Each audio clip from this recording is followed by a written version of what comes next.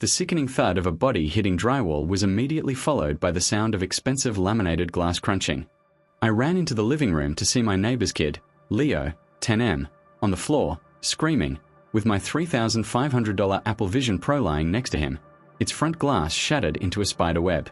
It was a scene of absolute chaos. Leo was clutching his forehead, wailing at a pitch that could shatter windows.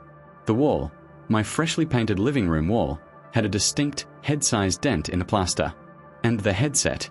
My stomach dropped. The Apple Vision Pro is a marvel of engineering. The front is a single, curved piece of three-dimensional laminated glass. It's beautiful. Or, it was. Now, the front display looked like a car windshield after a collision. The eyesight feature, the external screen that shows your eyes, was obliterated. Shards of glass were scattered on the hardwood floor. The aluminum frame looked bent. Leo, his mother, Brenda, shrieked, running in from the patio where she had been smoking. What happened? Did he hit you? She looked at me, accusation burning in her eyes, before she even checked her son. He ran into the wall, I said, my voice shaking. I knelt down, not to check on the kid, but to check on the computer that cost more than my first car. He put on my headset and ran into the wall. It was dark. Leo sobbed, pointing at the broken device. I couldn't see. The dinosaur was chasing me. Dinosaur. I whispered. It wasn't even turned on. It was in pass-through mode standby on my desk. You put it on and ran blindly. I picked up the headset. It felt wrong. Loose. The light seal was torn. I pressed the button. Nothing. No light. No fan spin. It was dead. You left it out. Brenda yelled, scooping Leo into her arms. You left a dangerous object where a child could get it. He has a bump on his head. We might need to go to the ER. He has a bump. I stood up, holding the $3,500 paperweight. Brenda, he stole my equipment from my office. I told him not to go in there. He put it on and sprinted into a wall. This is a $3,500 computer, and it is destroyed. It's a pair of goggles. Brenda snapped. Stop being so dramatic. It's a toy. Honestly, OP, you should be ashamed of yourself, caring more about your video games than a child's safety. It's not a toy, I said, my hands trembling. It's a spatial computer, and you are going to pay for it. Brenda laughed. It was a harsh, disbelief-filled sound. Pay for it? You should pay me for my distress. Come on, Leo. We are leaving. Your neighbor is crazy. She started to walk away, stepping on a piece of the shattered glass from the headset.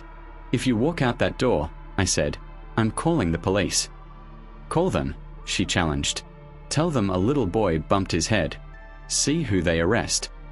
She slammed the front door. I stood there in the silence of my living room. I looked at the dent in the wall. I looked at the shattered glass in my hands. She thought it was a toy. She thought she could just walk away. I pulled out my phone. I took a picture of the headset. I took a picture of the wall. I wasn't going to the ER. I was going to the Apple store.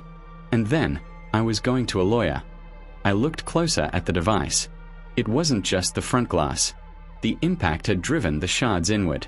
The complex array of cameras, the LiDAR scanner, the TrueDepth cameras, the main cameras, were all behind that glass. They were crushed. The aluminum alloy frame was warped at the bridge, meaning the internal logic boards were likely stressed or cracked. He could have been blinded. Brenda yelled, interrupting my assessment. She was checking Leo's forehead for the third time. There was a tiny red mark. Nothing more. Why do you have such dangerous toys lying around? It's made of glass. Who makes a toy out of glass? It's not a toy, Brenda. I snapped, my patience evaporating. I told you. It is a spatial computer. It's a tool. And he took it from my closed office. He was just curious, she shot back. He thought it was a VR game. He wanted to play. You can't blame a child for wanting to have fun. You should have put it in a safe if it was so precious. I put it on a shelf. I yelled. He climbed my furniture. Leo sniffled.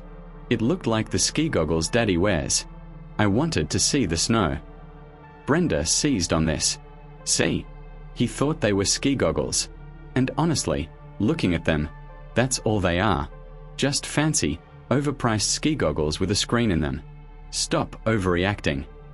Ski goggle. I laughed. It was a manic, disbelief-filled sound. Brenda, these goggles have more computing power than your car. They cost $3,500, plus tax. Replacement is nearly $4,000. Brenda froze. She blinked. Then she let out a loud, barking laugh. $3,000. She shook her head, smiling at me with pity. Oh, you really think I'm stupid, don't you? You got ripped off. Or you're lying to try and get money out of me. Nobody pays $3,000 for video glasses. My nephew has an Oculus. It was $300 at Best Buy. This isn't an Oculus. I shouted. It's Apple. Look at the logo. Look at the build quality. Or, look at what's left of it. It's a scam, she declared, crossing her arms. And I'm not falling for it. I'll give you $50. You can go to the mall and buy a new pair of whatever these are. Maybe get plastic ones next time so they don't break when a child touches them. $50. I stepped forward. You owe me $3,500, and you are going to pay it. I am not, she shrieked. I have rent. I have car payments. You're the single rich guy with the fancy toys. You can afford to replace it. Consider it a lesson in childproofing. A lesson? Ich zerrte her. The lesson here is that you are negligent, and I'm not letting this go. You're toxic, she spat. Come on, Leo. Let's go home. Your neighbor is having a tantrum over his goggles. She grabbed Leo's hand and marched him toward the door. As she passed me, she kicked a piece of the shattered glass across the floor. Clean up your mess, she muttered. The door slammed shut. I stood in the silence of my living room. The Apple Vision Pro sat on my coffee table, a ruined husk of technology. She thought it was a scam. She thought I was lying about the price. I picked up the headset. It rattled. Something inside had snapped loose, probably a cooling fan or a lens mechanism. I wasn't going to the mall. I was going to the Apple store, and I was going to get a piece of paper that would wipe that smug look off Brenda's face forever. I booked the earliest appointment at the Genius Bar the next morning. I carried the Vision Pro in a plastic grocery bag because the travel case was damaged too. The Apple Store employee, Mike, took one look at the device and winced. Whoa, he said. Did you drop it down a flight of stairs? My neighbor's kid ran it into a wall, I said flatly. Mike ran the diagnostics, but it was a formality. The unit wouldn't even power on to communicate with the diagnostic tool. Okay, Mike said, pulling up the repair pricing on his iPad. So, the front glass is shattered, the enclosure is bent, and the internal logic board isn't responding. Since you didn't have AppleCare Plus yet, I had only owned it for a week. This is classified as other damage. He turned the screen toward me. Repair cost, $2,399. For that price, Mike explained gently, we essentially replace the entire unit. The only thing we keep is the light seal and the battery pack if they work. Everything else, the displays, the computer, the cameras, is new. I asked him to print the quote. Official Apple letterhead. Stamped. The invoice. I didn't text Brenda. I knew she would just reply with more insults. I sent a certified letter to her house. Inside was the Apple quote, a copy of the original receipt showing the purchase date, and a formal demand letter for $2,399, the cost to replace the unit. 2 days later, the tracking showed delivered. An hour later, I tried to check her Facebook profile to see if she had posted about it. Content not available. She had blocked me. She blocked my number. She blocked my social media. She was ghosting me, hoping I would just go away. The court case. I didn't go away. I went to the courthouse. I filed a small claim suit.